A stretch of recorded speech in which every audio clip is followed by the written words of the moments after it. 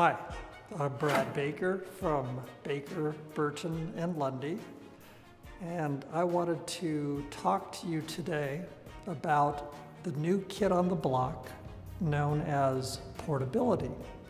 In the old days, if a person died, the only way to preserve their death tax exemption was to set up a B trust.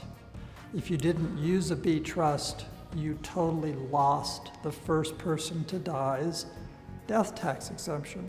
So the unwary oftentimes were very severely penalized.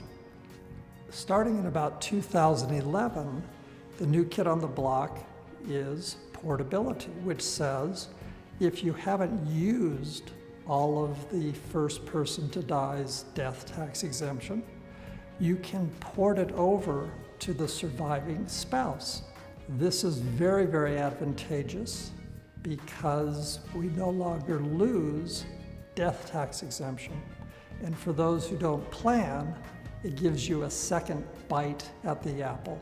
We're going to next talk about basis, which is the key aspect of portability.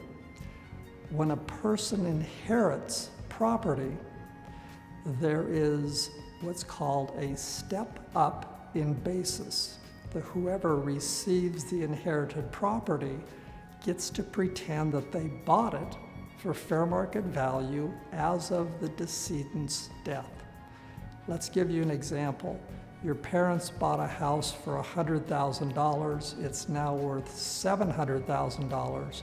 When you receive it from them as an inheritance, it's as though you bought it for $700,000. So when you sell it for $700,000, you bought it for $700,000, you sold it for $700,000, you pay no income tax. Fantastic deal. In the old days, when you used the B trust, you did not get a second step up in basis when the surviving spouse died.